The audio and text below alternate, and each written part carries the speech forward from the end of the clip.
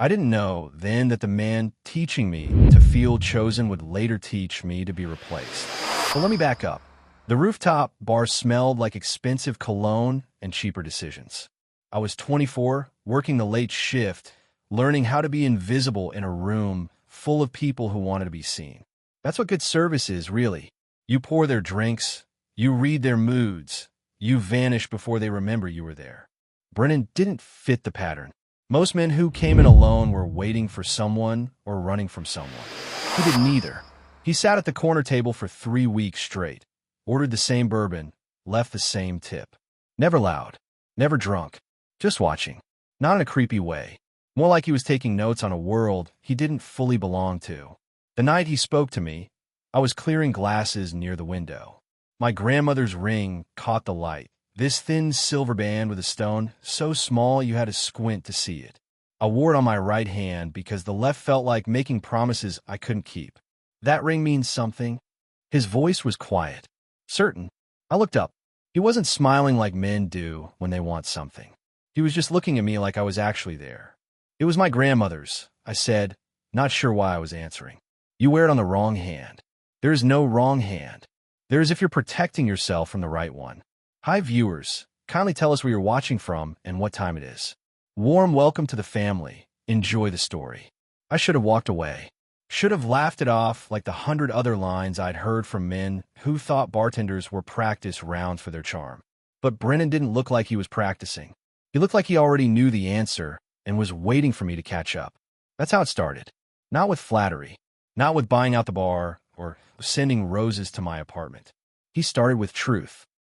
The next week, he told me about his father's funeral, how he didn't cry because crying felt like losing twice. The week after that, he admitted he hated his job, but couldn't leave because leaving meant disappointing people who were already disappointed. He didn't ask for advice. He just gave me pieces of himself like he was too tired to keep holding them. And I, like an idiot, thought that made us close. By the time he kissed me, slow and careful in his car parked by the marina, I'd already chosen him. Not because he was rich, though I'd figured that out by then. Not because he was handsome, though he was in that quiet, unbothered way that didn't need a mirror to confirm it. I chose him because he made me feel like the only person in a room full of noise. He asked me to move in on a Tuesday. We were sitting on his balcony, the city lights smeared across the horizon like spilled paint. He didn't get down on one knee, didn't make it a scene, just looked at me and said, "I want you here, with me. Always." I said yes. And that yes is the only decision I have ever wanted to take back. Have you ever ignored a warning sign because the person holding it made you feel safe? Drop a comment below. The thing about intimacy is that it doesn't always happen in bed. Sometimes it happens in a parked car at 2 in the morning when someone finally tells you the truth they've been hiding from everyone else. Brennan told me about his brother first, the one who died when they were kids. Drowned in a pool at a family party while the adults were inside arguing about money. He said he remembered the silence after, how it felt louder than any scream. I learned early that people leave, he said, even when they don't mean to. We were sitting by the marina, windows cracked, salt air leaking in. He wasn't looking at me, just staring at the water like it owed him an answer. I reached for his hand. He let me. That's when I should have known. When someone tells you they expect to be left, they're giving you the blueprint for how they'll leave you first. But I didn't see it then.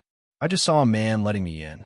The first time he kissed me, really kissed me, it wasn't rushed. It was the kind of slow that makes you forget you have a shift in the morning or bills on the counter. His hand cupped the side of my face like I was something that could break if he wasn't careful. I wasn't used to careful. Most men I'd known moved fast, like they were trying to finish before you change your mind. Brennan moved like he'd already decided and didn't need to prove it. "I don't do this," he said after, his forehead still pressed to mine. "Do what?" "Let people close." "Then why me?" He smiled. "Barely. Because you don't ask for anything." I thought that was a compliment. Turns out, it was a warning. He started showing me his world in pieces. The office building his family owned downtown. The house in the hills with gates taller than most people's apartments. He never flaunted it. Never made me feel small for coming from less. He just existed in wealth the way some people exist in air, like it was a fact, not a flex. You could quit the bar, he said one night. And do what? Anything. Be with me. It sounded like freedom. Like I was being rescued from a life I hadn't realized I needed saving from. So I started letting go. Stopped picking up extra shifts. Stopped checking my bank account every morning like it was a test I might fail. I started choosing him over everything else. Over my friends who called less. Over my gut that whispered, slow down. By the time he asked me to move in, I'd already moved. Emotionally, mentally, I was his before he ever said the words. And he knew it. The night I said yes, he pulled me close, kissed my hair, and whispered, "I'm not letting you go." I believed him. He asked me to move in, and that yes is the only decision I have ever wanted to take back. What's the biggest risk you've ever taken for love? Comment below. The estate had 14 rooms, and I felt lost in all of them. Moving in wasn't like moving in. It was like being absorbed. My clothes hung in a closet bigger than my old bedroom.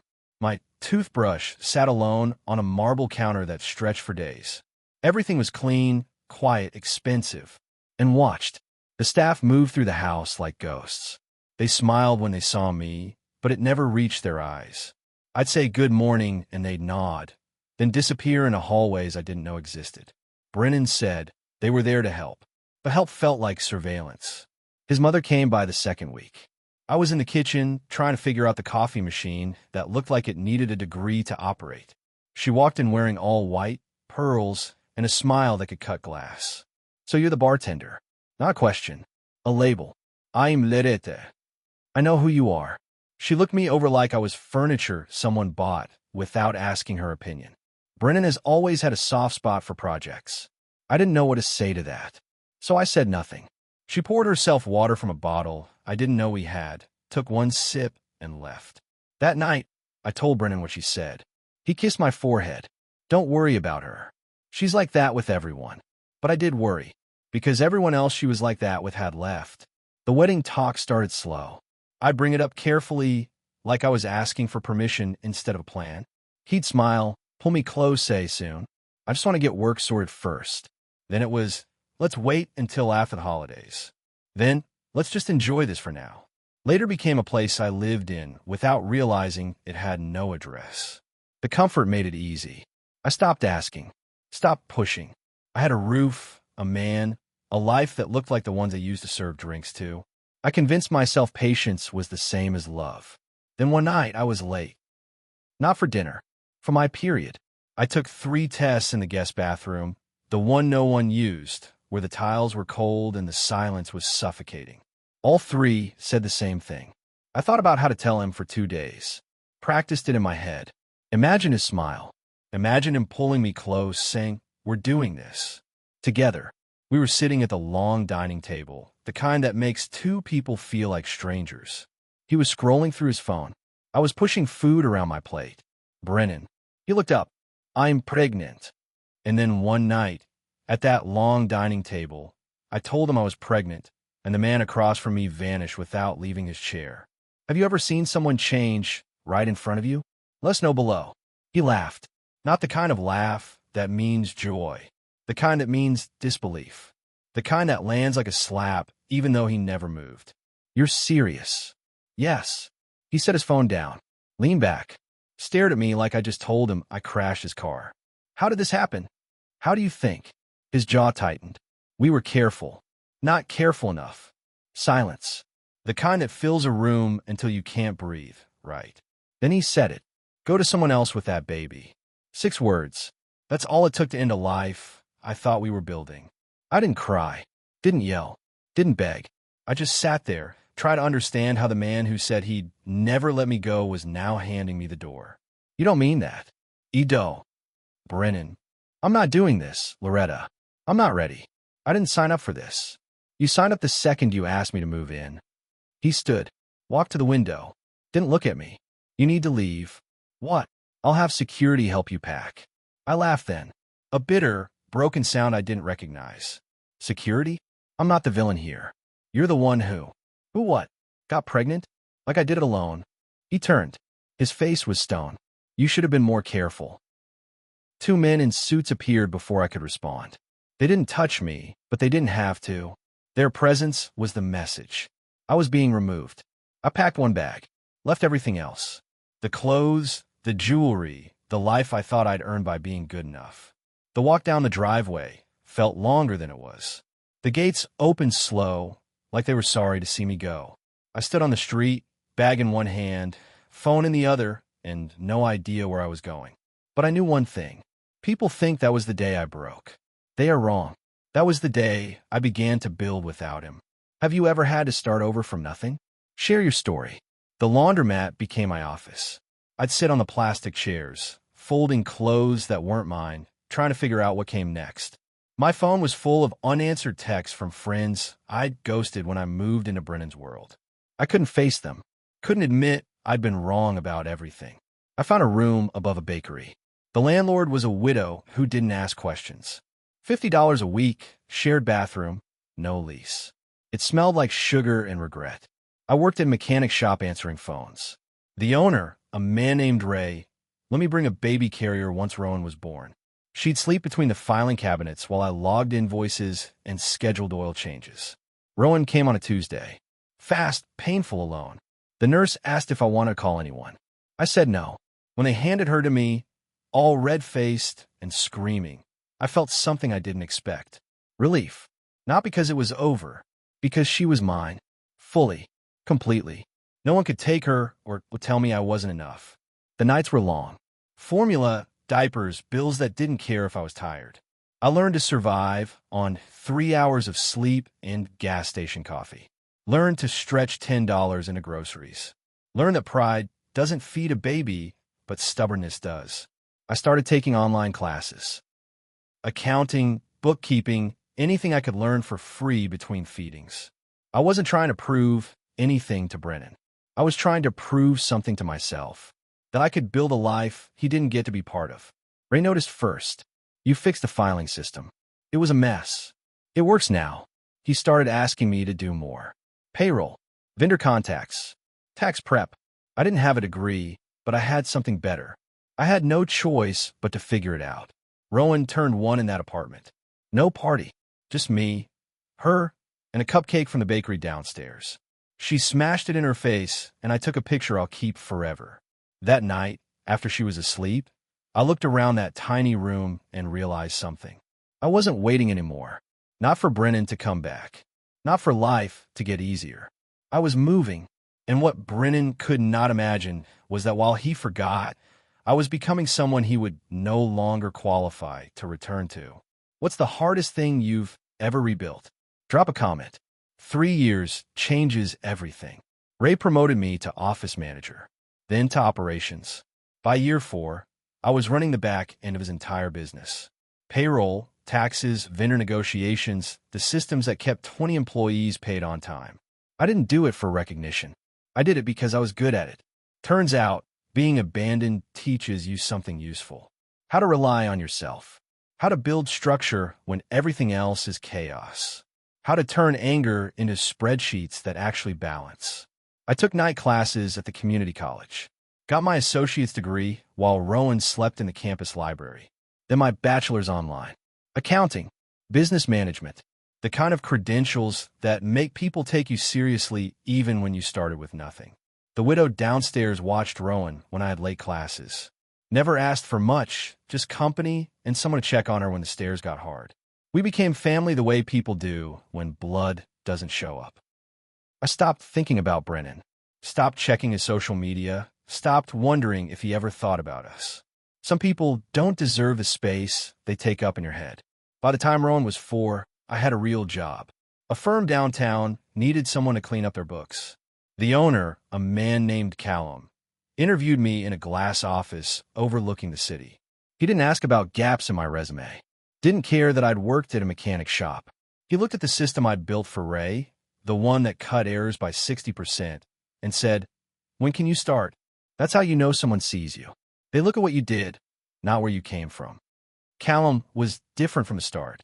Mid-40s, salt and pepper hair, the kind of tired eyes that come from caring too much about getting things right.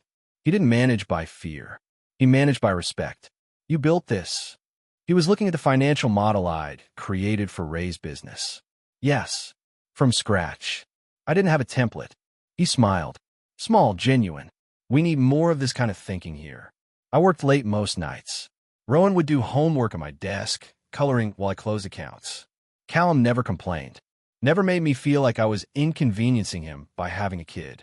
One night, he brought us both dinner. You don't have to do that, I said. I know. That's the difference. Brennan gave because he wanted gratitude. Callum gave because he saw a need.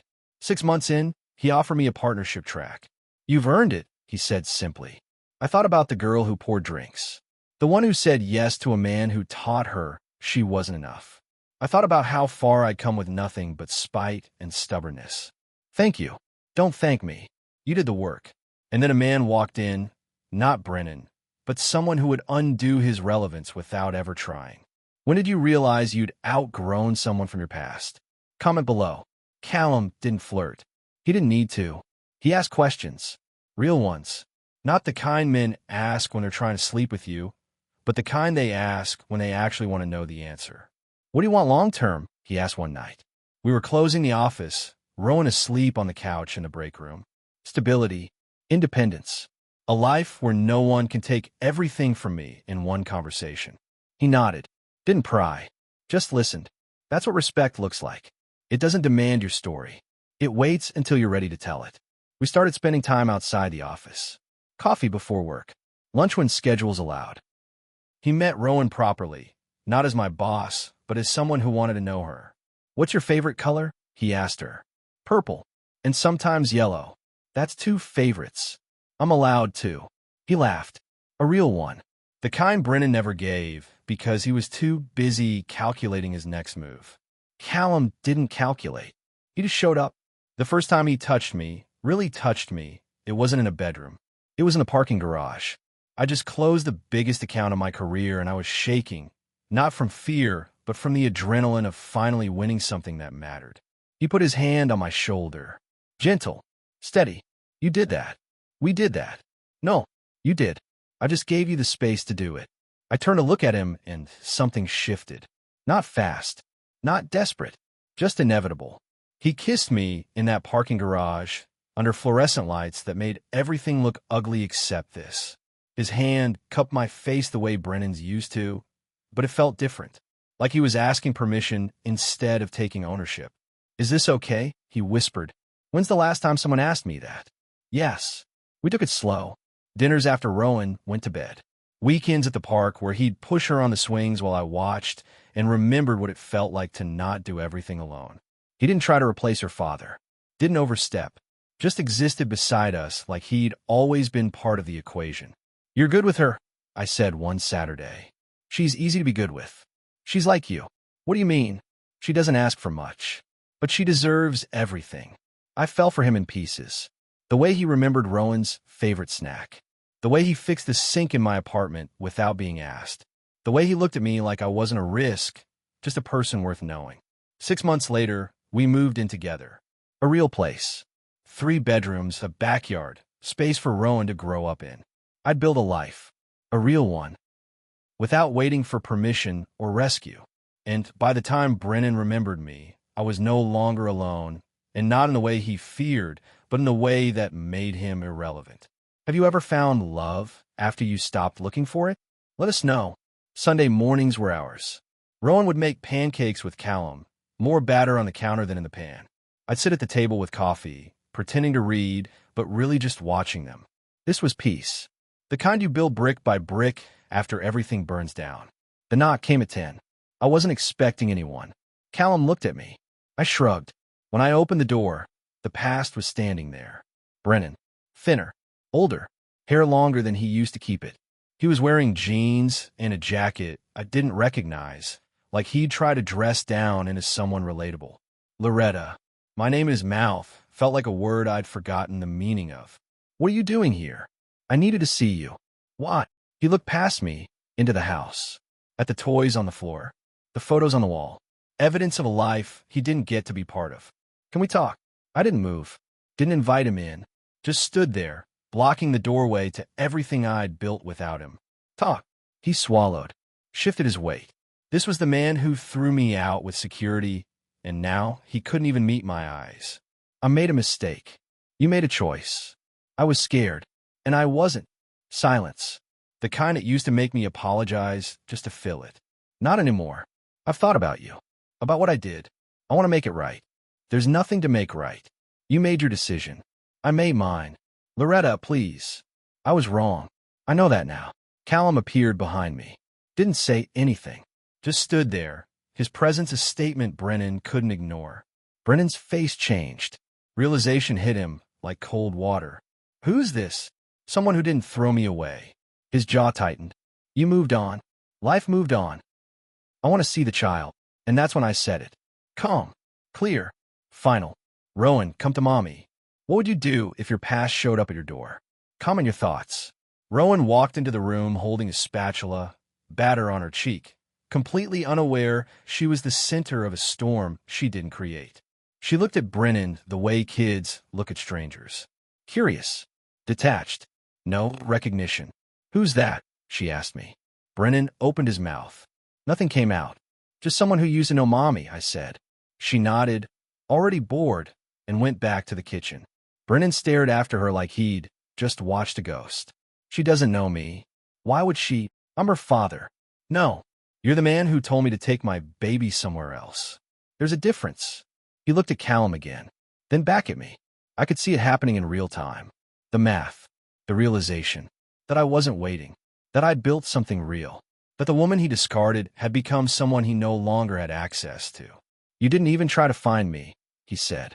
You kicked me out, Brennan. With security. I panicked. For 5 years. He had no answer for that. I can give you everything back, he said, voice breaking. The house. Money. Whatever you need. I don't need your money. Then what do you need? Nothing you can give me. Callum stepped forward. Not aggressive. Just present. I think it's time for you to go. Brennan looked at him. Then at me. Then at the doorway where Rowan had disappeared. I want to be part of her life. You had that chance. You gave it away. People change, Loretta. I know. I did. He stood there, searching for words that didn't exist. The kind of man who thought showing up was the same as showing out. That regret could rewind time. I loved you, he said quietly. No. You loved the version of me that didn't ask for anything. He left without another word. I watched him walk to his car, shoulders slumped, the weight of consequence finally landing. Callum closed the door. Pull me close. You okay? Yeah, I really am. It wasn't losing me that broke him. It was realizing he could not retrieve the woman he threw away. Has someone ever come back too late? Share your story below. Time moves different for the person who leaves. They think it pauses. That the people they abandoned stay frozen, waiting in the same place, ready to be picked back up when convenient. But time kept moving for me. And Rowan. And a life we built from nothing but necessity and spite. Brennan thought he could walk back in because he finally felt ready. Because his guilt got loud enough to interrupt his comfort. Because he decided 5 years late that he made a mistake. But I wasn't the same woman he threw out. That woman begged, cried, believed love was enough to change someone's mind. The woman I became knew better. She learned that love without respect is just pretty words on a foundation that can't hold weight. She learned that you don't wait for people who made you feel like a problem. She learned that walking away from what breaks you is the first step to building what doesn't. Rowan asked about him once, a week later. Was that man my dad? I thought about lying, about protecting her from a truth that might hurt. But I'd promised myself I'd never teach her to shrink for someone else's comfort. Biologically, yes, but being a dad is more than that. It's showing up, being there, choosing someone every single day. She thought about that, then said, like Callum. Yeah, baby, like Callum. Brennan tried calling, texting. I didn't block him. I just didn't respond. There was nothing left to say. Some people think closure comes from conversations, from apologies or explanations or one last chance to be heard. But real closure comes from realizing the person who hurt you no longer has the power to define you. I didn't need Brennan's regret, didn't need his money or his second chance promises. I'd built a life he couldn't buy his way into. The rooftop bar closed last year. I heard through a friend. Part of me thought about going back one last time, standing where it all started, seeing if it felt different now. But I didn't, because that woman The one who poured drinks and believed being chosen was the same as being valued. She doesn't exist anymore. I killed her the day I chose myself. And the woman I became? She doesn't need to revisit the past to know she's outgrown it. Brennan didn't find me waiting where he left me. He found someone he no longer had permission to know. Some returns arrive too late, not because the door is closed, but because the woman behind it outgrew the doorway itself. Thank you for staying with this story. If it moved you, helped you, or made you think about your own journey, do me a favor. Subscribe to this channel. Turn on notifications so you don't miss the next story. Drop a comment about a time you outgrew someone who thought you'd always be waiting. Your words might be exactly what someone else needs to hear. Let's build a community of people who know their worth and refuse to shrink for anyone. See you in the next one.